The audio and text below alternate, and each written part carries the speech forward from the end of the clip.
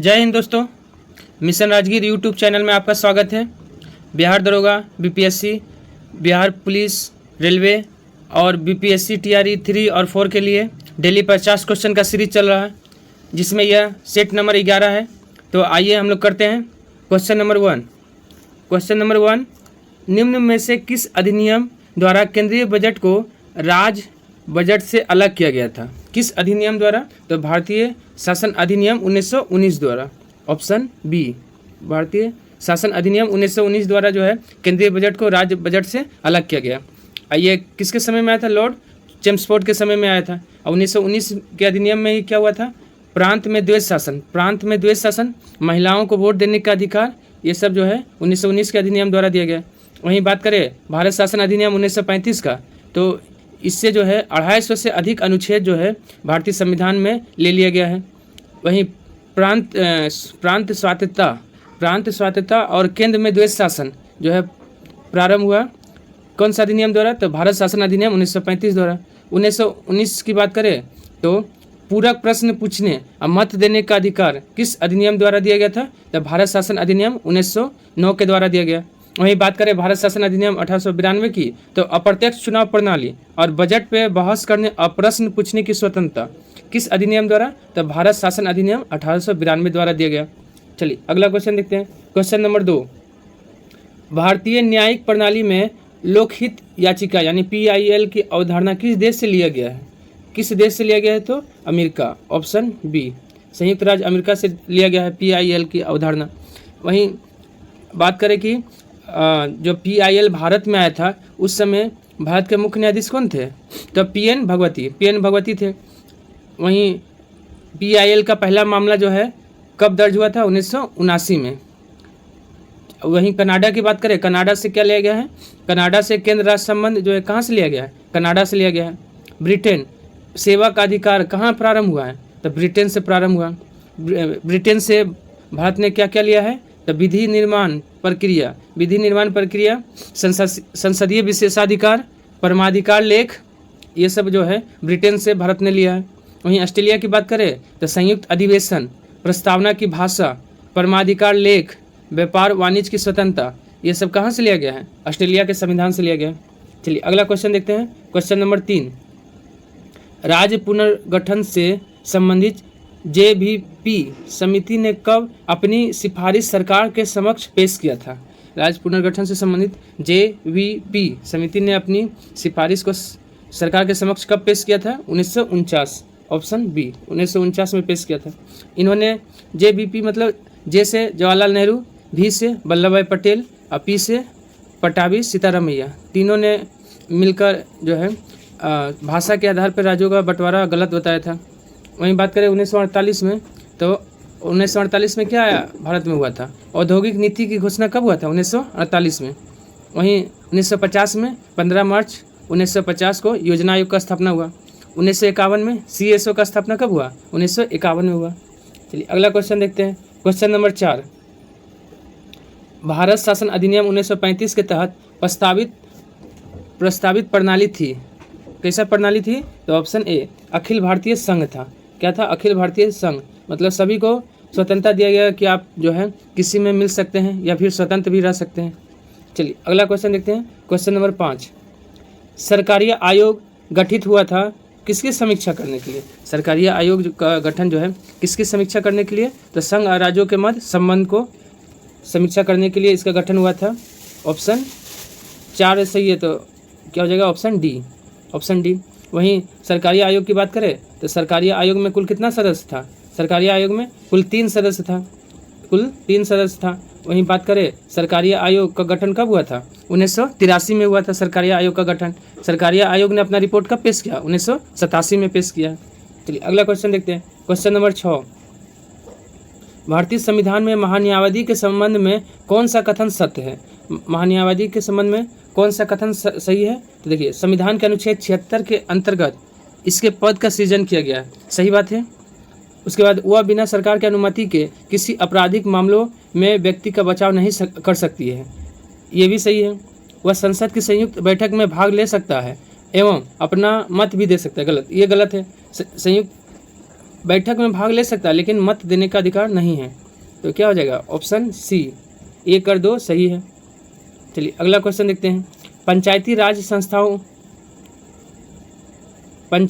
संस्थाओं में आरक्षण संबंधी प्रावधान की चर्चा किस अनुच्छेद में है? पंचायती राज में जो आरक्षण दिया जाता है वो चर्चा किस अनुच्छेद में है? अनुच्छेद 243 का डी में। अनुच्छेद 243 का डी में है। वहीं बात करें 243 का ई में क्या है? पंचायतों का कार्यकाल जो है 5 साल होता है, उसका चर्चा कितना अनुच्छेद में है? अनुच्छेद 243 का ई में है। वहीं पंचायत का जो है अनुच्छेद कितना से कितना तक है? अनुच्छेद 243 का ए से ओ तक है। वहीं बात करें अनुच्छेद 243 का जी, अनुच्छेद 243 का जी में पंचायत की शक्ति के बारे में बताया गया है। चलिए अगला क्वेश्चन देखते हैं। क्वेश्चन नंबर 8, धन विधेयक के अतिरिक्त एक विधेयक जो विधानसभा ने प्रथम बार पारित कर दिया हो, विधान परिषद में कितने समय तक पड़ा रह सकता है? मतलब धन विधेयक के अतिरिक्त अगर कोई विधेयक है विधानसभा से पारित हो गया है तो उसे विधान परिषद अधिक से अधिक कितने समय तक रोक सकती है? तो 3 माह। ऑप्शन बी, 3 माह अधिकतम रोक सकती है। उसके बाद क्या हो जाएगा? पारित हो जाएगा।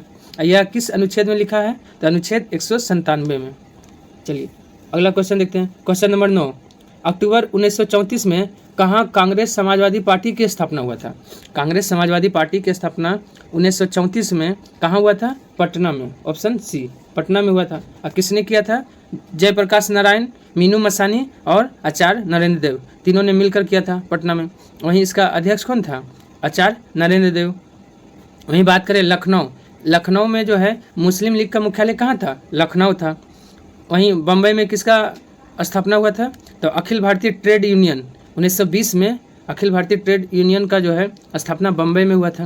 वहीं इलाहाबाद में स्वराज पार्टी का स्थापना 1923 में कहाँ हुआ था? इलाहाबाद में हुआ था। मोतीलाल नेहरू और CR दास ने मिलकर किया था। चलिए अगला क्वेश्चन देखते हैं। क्वेश्चन नंबर 10, रेड क्लिफ समिति किसके लिए नियुक्त किया गया था?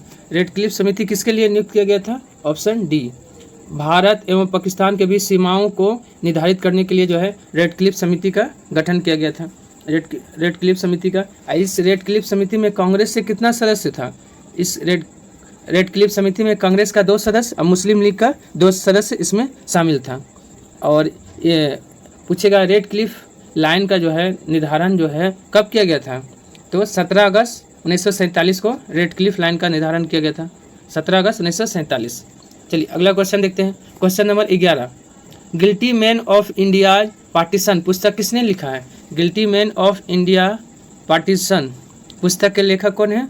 तो राम मनोहर लोहिया। ऑप्शन डी, राम मनोहर लोहिया है। वहीं बात करें राम मनोहर लोहिया कब? 1960 में यह पुस्तक प्रकाशित हुआ था।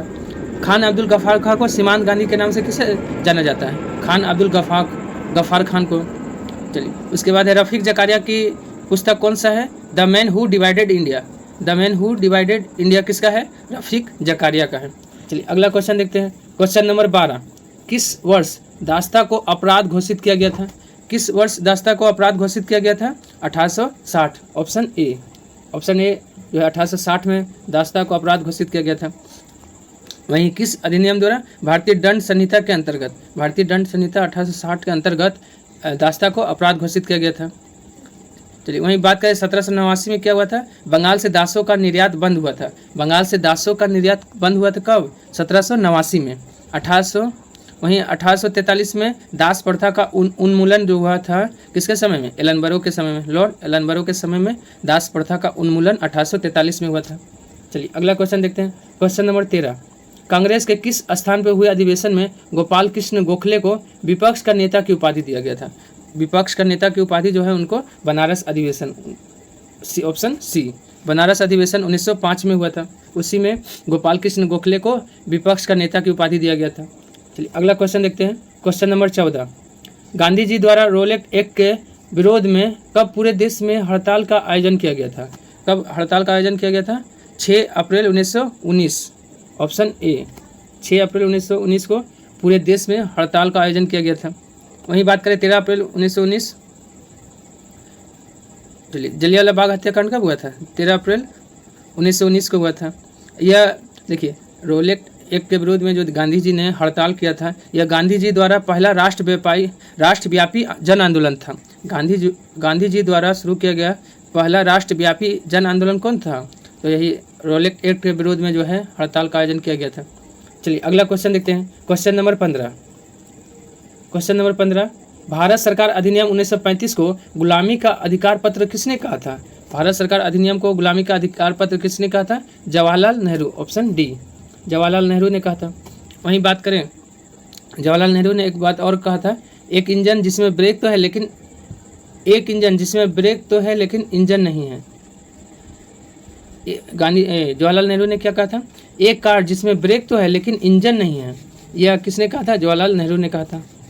चलिए अगला क्वेश्चन देखते हैं। क्वेश्चन नंबर 16, बिहार में लोटा विद्रोह किस स्थान पे हुआ था?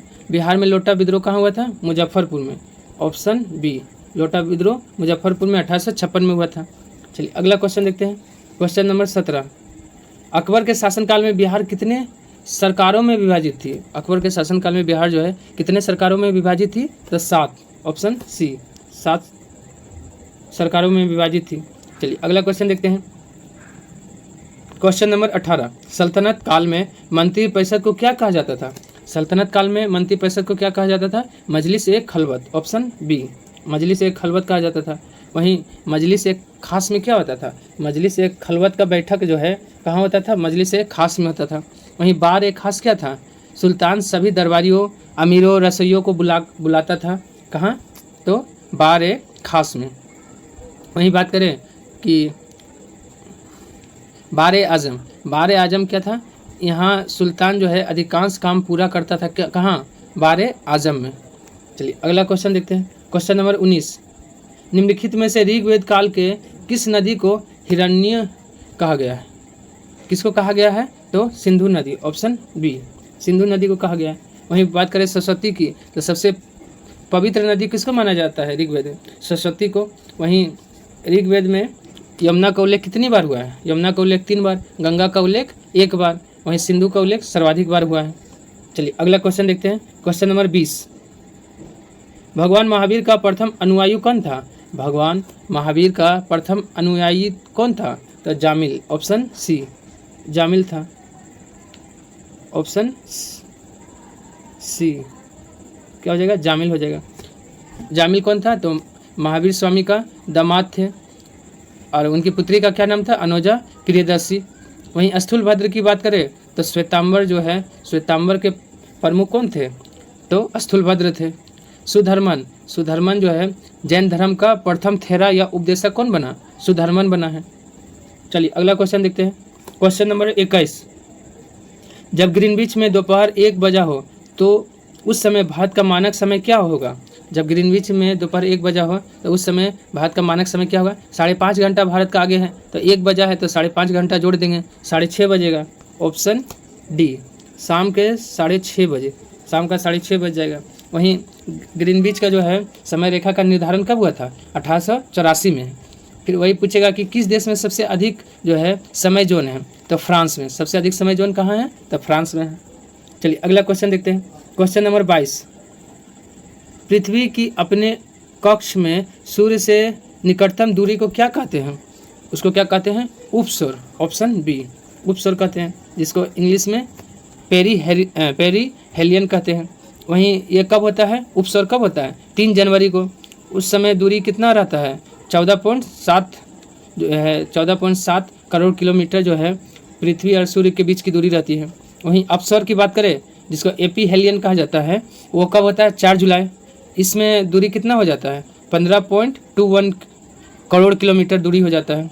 वहीं बात करें अपभू क्या होता है? चंद्रमा और पृथ्वी के बीच जो है अधिकतम दूरी रहेगा तो उसको क्या कहेंगे? अपभू। चंद्रमा और पृथ्वी के बीच अधिकतम दूरी को अपभू। वहीं उपभू की बात करें, चंद्रमा जो है, चंद्रमा और पृथ्वी के बीच की न्यूनतम दूरी को उपभू कहा जाता है। चलिए अगला क्वेश्चन देखते हैं। क्वेश्चन नंबर 23, दक्षिणी भारत का सर्वोच्च शिखर का नाम क्या है? दक्षिणी भारत का सर्वोच्च शिखर अनायमुडी है, अनायमुडी, ऑप्शन डी, अनायमुडी। ये क्या है? दक्षिण का सर्वोच्च शिखर है। इसको दक्षिण का हिमालय भी कहा जाता है। इसकी ऊंचाई कितनी है? 2695 किलोमीटर है। वहीं महेंद्रगिरी की बात करें तो महेंद्रगिरी की पहाड़ी कहाँ है? आंध्र प्रदेश और उड़ीसा के तटीय भाग को महेंद्रगिरी कहा जाता है। वहीं डोडा बेटा, नीलगिरी की सर्वोच्च चोटी कौन है? डोडा बेटा है। इसकी ऊंचाई 2637 मीटर है, 2637 मीटर है डोडा बेटा की ऊंचाई। वहीं बात करें महाबलेश्वर, तो उत्तरी सह्याद्री की दूसरी सर्वोच्च चोटी कौन है? महाबलेश्वर है। चलिए अगला क्वेश्चन देखते हैं। क्वेश्चन नंबर 24, निम्नलिखित में कौन सी नदी भ्रंश घाटी से प्रवाहित होती है? भ्रंश घाटी से कौन प्रवाहित होती है? नर्मदा। ऑप्शन ए, नर्मदा, ताप्ती, ये सब नदियाँ जो है भ्रंश घाटी से होकर प्रभावित होती है। और नर्मदा नदी की लंबाई कितनी है? 1312 किलोमीटर जो है इसकी लंबाई है। नर्मदा नदी कहाँ से निकलती है? अमरकंटक की पहाड़ी से। यहाँ से 3 नदी निकलती है, नर्मदा, सोन, महानदी। नर्मदा, सोन और महानदी। वहीं बात करें लूनी नदी, लूनी नदी कहाँ से निकलती है? नाग पहाड़ से निकलती है लूनी नदी। चलिए अगला क्वेश्चन देखते हैं। Question number 25। क्वेश्चन नंबर 25 में क्या करना है? मिलान करना है। कौन सा सुमेलित है? तो देखिए, अगुलहास धारा, अगुलहास धारा किस महासागर का है? तो हिंद महासागर का है। एक का एक हो जाएगा। एल नीनो धारा, एल नीनो धारा दक्षिणी प्रशांत महासागर की धारा है। वहीं किरोसियो धारा, किरोसियो उत्तरी प्रशांत का धारा है। और बेंगुएला धारा, बेंगुएला दक्षिणी अटलांटिक का धारा है। तो क्या हो जाएगा? 1432, 1432, ऑप्शन सी, 1432। चलिए अगला क्वेश्चन देखते हैं। Question number 26। क्वेश्चन नंबर 26, ब्रूसमैन जनजाति पाई जाती है। ब्रूसमैन जनजाति कहाँ पाई जाती है? तो कालाहारी मरुस्थल में। ऑप्शन बी, कालाहारी मरुस्थल में पाई जाती है। कौन सी जनजाति? ब्रूसमैन जनजाति पाई जाती है।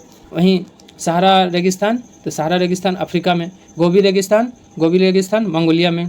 थार भारत और पाकिस्तान में। थार मरुस्थल को पाकिस्तान में क्या कहा जाता है? चोलिस्तान कहा जाता है। चलिए अगला क्वेश्चन देखते हैं। क्वेश्चन नंबर 27, वह कौन सी नदी है जिसका उद्गम और मुहाना भारतीय गणराज्य में है? वह कौन सी नदी है जिसका उद्गम भारतीय राज्य में है और मुहाना भी भारतीय राज्य में होना चाहिए? तो वो कौन सी है? गोदावरी। ऑप्शन ए, गोदावरी नदी। वहीं गोदावरी नदी की बात करें, गोदावरी नदी कहाँ से निकलती है? नासिक के त्र्यंबक पहाड़ी से। गोदावरी नदी की लंबाई 1465 किलोमीटर है। गोदावरी की सहायक नदी कौन कौन है? प्राणहिता, पेनगंगा, मंजरा, इंद्रावती, ये सब किसकी सहायक नदी है? गोदावरी की सहायक नदी है। चलिए अगला क्वेश्चन देखते हैं। प्रमुख मत्स्य क्षेत्र ग्रैंड बैंक कहाँ स्थित है? तो उत्तरी अटलांटिक महासागर में। ऑप्शन सी, उत्तरी अटलांटिक में क्या है? वो मत्स्य क्षेत्र ग्रैंड बैंक है। चलिए अगला क्वेश्चन देखते हैं। अगला क्वेश्चन देखिए, अगला क्या बोलता है? क्वेश्चन नंबर 29, निम्नलिखित में से कौन सी मुद्रा, निम्नलिखित में से कौन सी मुद्रा कृत्रिम समझी जाती है? कौन सी मुद्रा? तो SDR। ऑप्शन सी, SDR को कृत्रिम मुद्रा कहा जाता है। इसका फुल फॉर्म क्या होता है? Special drawing rights. चलिए अगला क्वेश्चन देखते हैं। Question number 30। Question number 30, Bharatvarsh में सिक्कों की ढलाई होती है। भारतवर्ष में सिक्कों की ढलाई कहाँ होती है? मुंबई, कोलकाता और हैदराबाद। ऑप्शन डी, मुंबई, कोलकाता और हैदराबाद में सिक्कों की ढलाई होती है। चलिए अगला क्वेश्चन देखते हैं। क्वेश्चन नंबर 31, बाजार के अस्तित्व के लिए सबसे अनिवार्य क्या है? बाजार के अस्तित्व के लिए सबसे अनिवार्य चीज़ क्या है? कीमत, कीमतें होती है। ऑप्शन सी, कीमत होती है। चलिए अगला क्वेश्चन देखते हैं।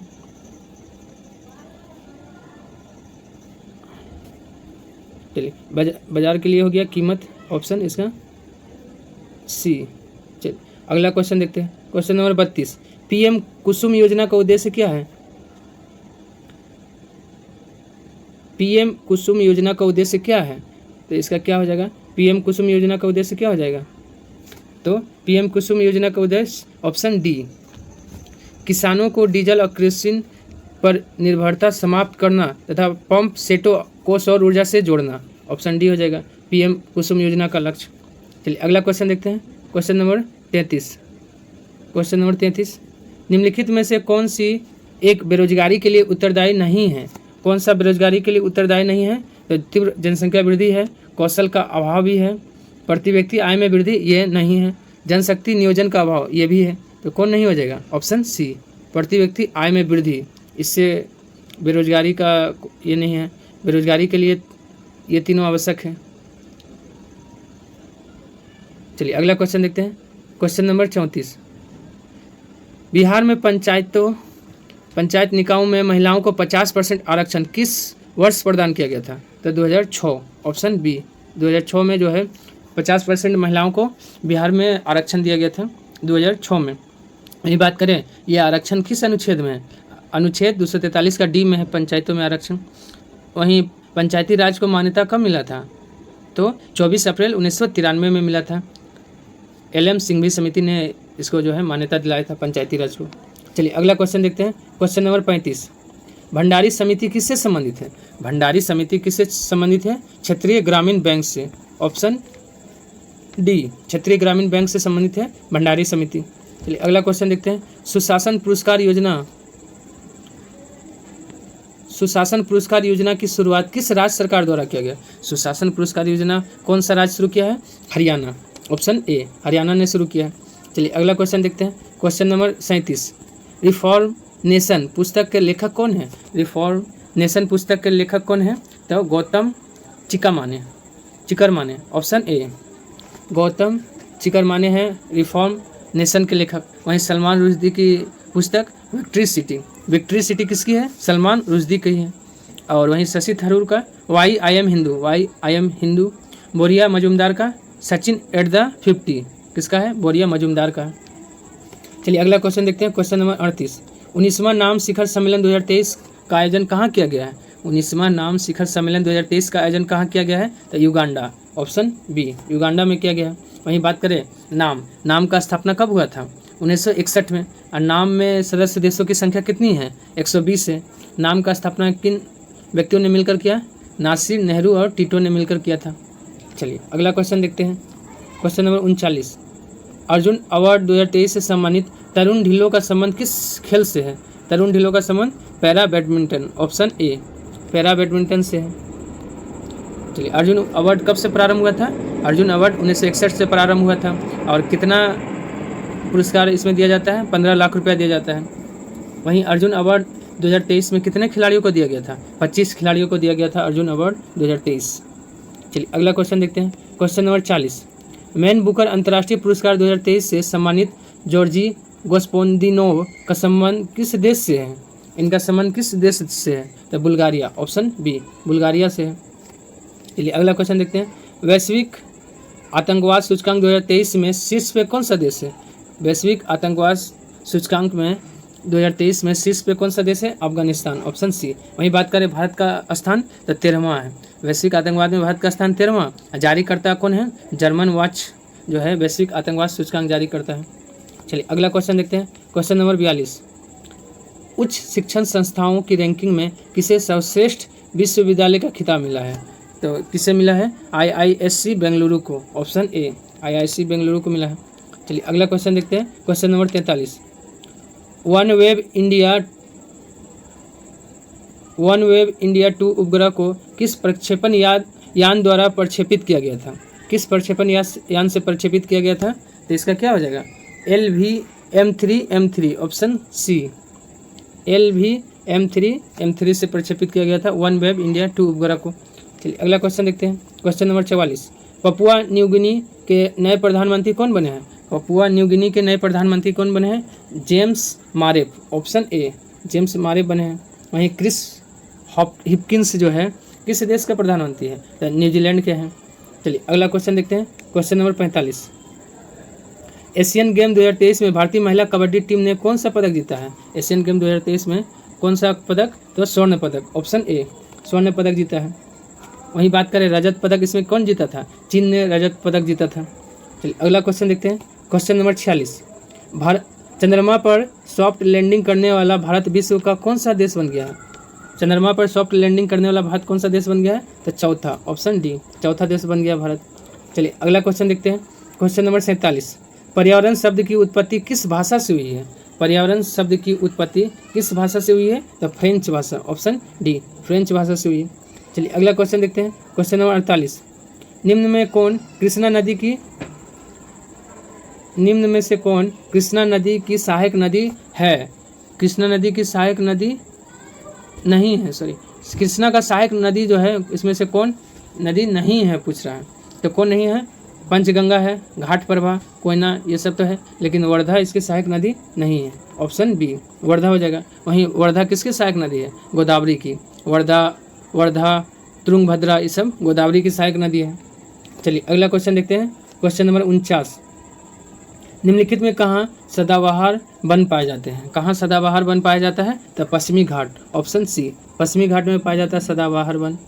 चलिए अगला क्वेश्चन देखते हैं। क्वेश्चन नंबर 50, लिबेरो शब्दावली का संबंध किस खेल से है? लिबेरो शब्दावली का संबंध किस खेल से है? वॉलीबॉल, ऑप्शन सी, वॉलीबॉल से। वहीं बात करें वॉलीबॉल में खिलाड़ियों की संख्या कितनी होती है? 5 होती है। वॉलीबॉल में खिलाड़ियों की संख्या 5 होती है। चलिए अगला क्वेश्चन देखते हैं। क्वेश्चन नंबर 51, नमक और रेत के मिश्रण से नमक को अलग करने का सही क्रम कौन है?